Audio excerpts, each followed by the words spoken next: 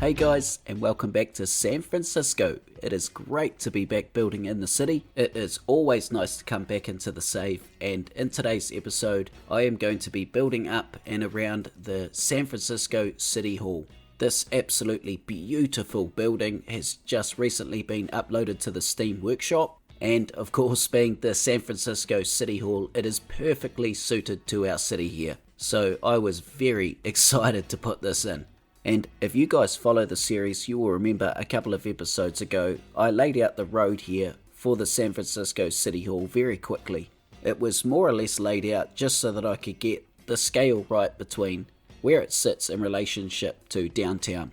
And here we're basically just going to further perfect those roads. Now I want to show you guys on Google Earth exactly where the City Hall sits for those of you that don't know San Francisco, much like myself to be completely honest. So if we zoom over from downtown on Google Earth, you can see where City Hall sits in relationship to the downtown.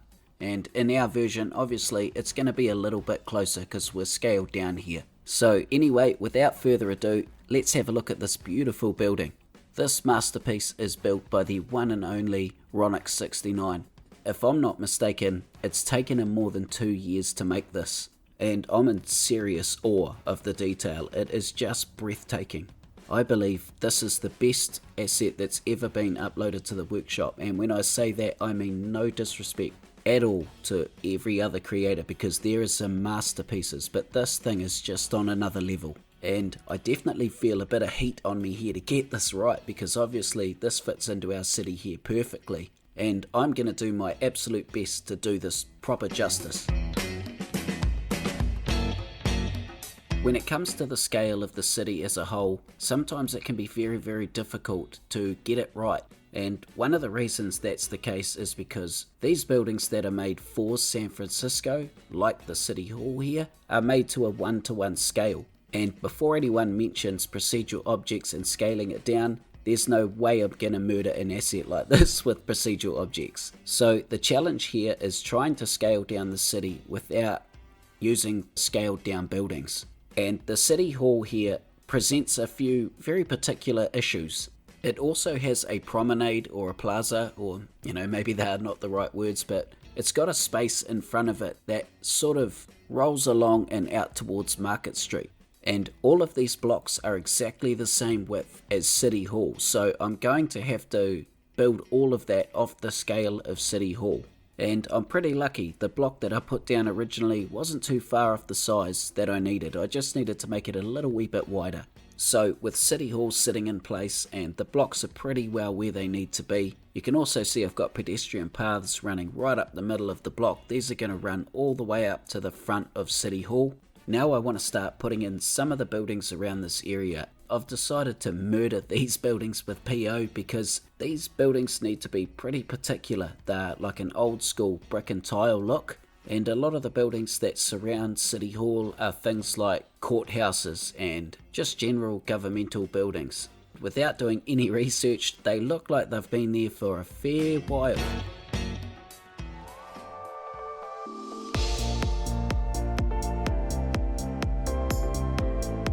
In real life, there's a public library in this area as well, and I wanted to do that in game, and the one from the campus DLC was definitely the best looking, and in order to put it down I actually had to put the main building down first and then the library, and then delete the main building and also the campus area. So it was a bit of a process, but it's worth it. The building looks great. I do however have my reservations on how well it's going to work in game, so I've put some library cube services in the building just in case. So on screen here, you see me carrying on, putting more of those sort of old brick and tile style American buildings in. But out in this little triangle that we're working in here, it kind of looks like it's transitioning towards commercial here. I guess this big road would be Market Street, so that would kind of make sense if it was going towards more commercial. And of course, all of these government or government type buildings around this area are going to transition into all sorts of different areas eventually. But I do want to try and pay sort of close attention to how they evolve into those other areas and whereabouts.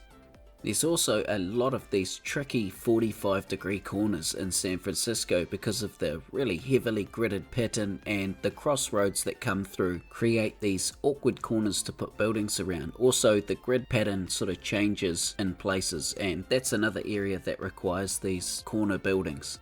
With that said, I don't want to go putting the same buildings or the same design on every 45-degree corner. So this one here, for instance, I'm creating my own little building here with PO that doesn't match the corner perfectly. I think it's important to have these areas just to add a bit of variation. Even though I am building San Francisco pretty closely in this series, I still want to have parts of it that are my own creation. And I guess the reason I'm doing that is because it just makes it a little bit more interesting for me if I can have my own input. So all of the buildings are in this little triangle block now, and I want to start detailing it. And looking on Google Earth, the things that hit me the most are obviously this red decal on the ground, and there's also a couple of planters in the area. There's also a couple of things I'm not going to include for the sake of my prop count, which is this stairway that's going underground, and there's also a little wee seated area I'm not including. So the first thing I'll do back in the game is turn all of the ground here to concrete, and then try and apply that red decal over top, trying to follow that pattern in real life as close as I can. That also means spending a long time with procedural objects trying to match these up with the edges of the road. But it's all worth it in the end because it looks pretty good, and I'm hoping that in future with all of the buildings in this area, this little red decal sort of plaza area is going to stand out and draw us down towards the City Hall.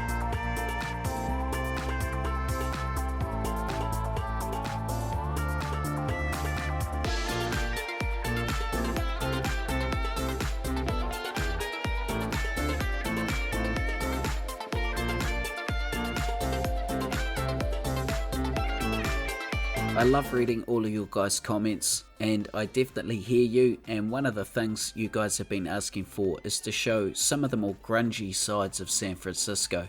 There's problems going on here that pretty much every city has, and of course you're not going to hear about them through mainstream means. But things like homelessness in this city are through the roof because of the cost of living here, and I want to represent this by including what they call a safe site. There's a lot of these set up around San Francisco for the homeless, and it's basically just a tent area that they can go and stay at safely. And when we're talking about a city with the average rent being about $1,800 a week, this is going to happen. There's going to be homeless. And believe me, I can relate because the rents here in New Zealand are through the roof, especially in Auckland. So here with all the tents installed, we've got our first safe site in the city. And this particular one here outside City Hall was actually here in 2021. It's still maybe there, I'm not too sure. But in any case, we're on a roll here, so let's carry on with this detailing. And we're going to move on to the block directly in front of the City Hall. And this area really caught me off guard, I've got to admit, because looking on Google Earth, this looked really easy to make. I thought this would be a walk in the park, but it actually turned out to be quite a lot more complicated than I thought it would be. The decals on the ground in particular, I wanted to get them pretty well right, and yeah, they took a fair bit of work. But in this cinematic here, you're going to see me just doing the basic layout. So we've got pedestrian paths running through the middle and directly up to City Hall, and I want to get these grass areas sort of right before I do anything else. They include this concrete curb around them. In game, I'm using just the concrete surface pack from Decals and using procedural objects to get them the right size. And this is the part where we move on to the decals. So we start with like a dark charcoal type decal, and there's also a couple of other variances that we see in this area that I've got to be mindful of in terms of these decals. The biggest one is there's a patch or like an oblong shape in the middle here. In some pictures it's grassed, and in most pictures it's sort of like a sandy or gravel texture. And in game I've got to make sure I'm not putting those charcoal decals where I want that area. I decided to use a sand decal for that area rather than the grass. I just thought it looked a little bit more interesting. We've already got quite a bit of grass in this area, and the sand just offers something a little bit more different.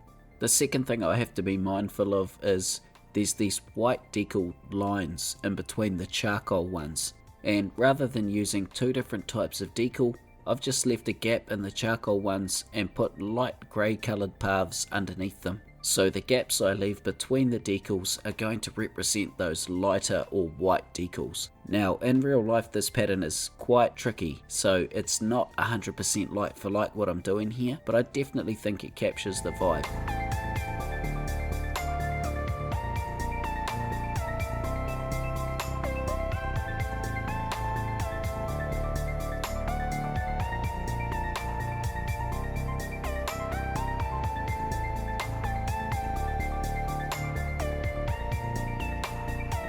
The next thing I want to add is there's a few trees out here as well, and I ummed and ahed about how to bring these in. It was difficult to actually see in real life how they're plugged into the ground, whether they're just little holes in the concrete or whether they're in sort of planters. And in game I actually tried both, but I ended up going with the decal that just looks like a hole in the concrete.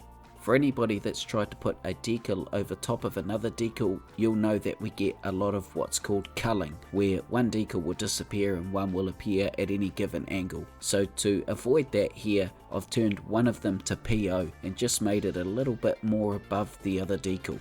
Unfortunately, that culling is pretty unavoidable in a lot of cases, but I'm putting down a serious amount of planters here and I wanted to make sure that they didn't. You can see me here initially just starting with one row of the planters, but eventually we go with 3 per side, so there ends up being close to 100 planter decals here in the end.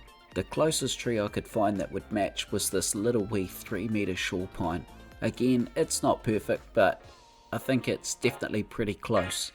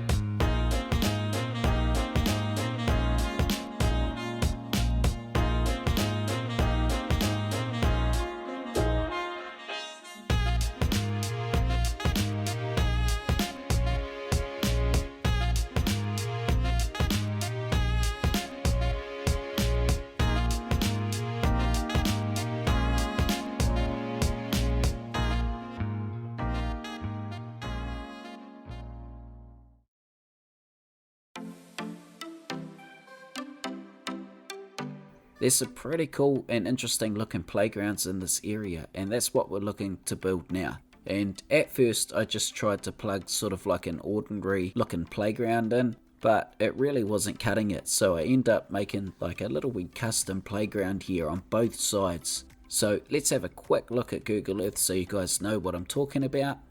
And after seeing what we see here in real life, this is what I've decided to do in game. I've just made like a little wee pond. Maybe this isn't even a pond, it's just blue painted sort of concrete, maybe to look like water. And I've spiraled a pedestrian path up and around this and made like a custom slide for children, or if you're like me, adults that like slides. And it's fair to say that this area that I make isn't anywhere near as complicated as the area we see in real life. These little wee playgrounds are actually pretty darn cool, but the ones I'd put in initially weren't cutting it, and I think this is a good middle ground.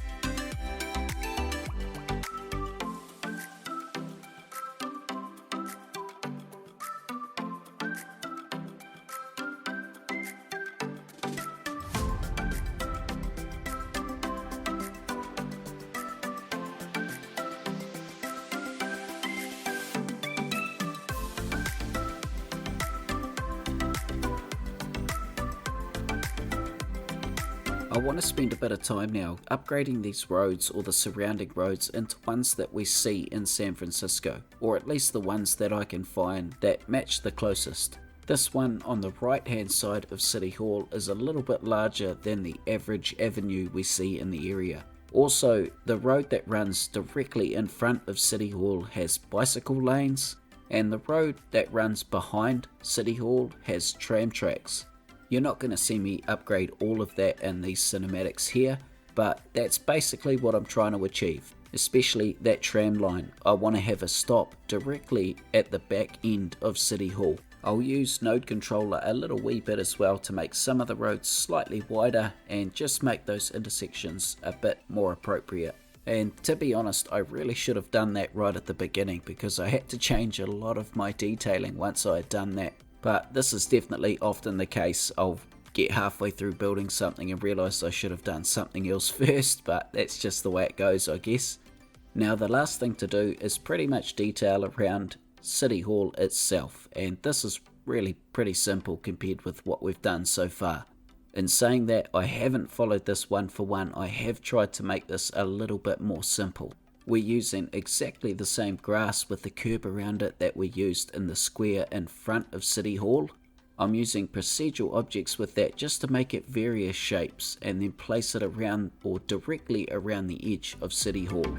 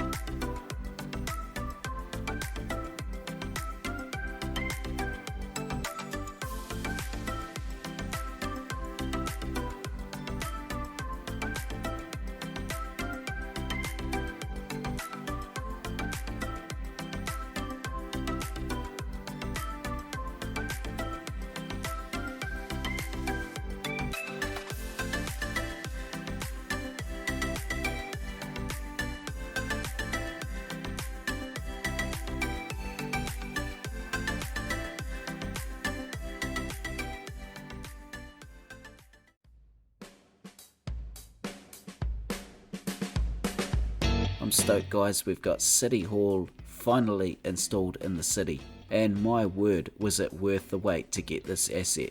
I'm also really pleased that I decided to include that safe site area with all the tents. It definitely looks really interesting, and we've actually got real mad dog citizens living in some of the tents, man, which is pretty cool, really. So thanks for watching, guys. I hope you've enjoyed that episode. If you have, I would super appreciate a thumbs up, and I hope to see all of you guys on the next episode. Look after yourselves, guys. See you later.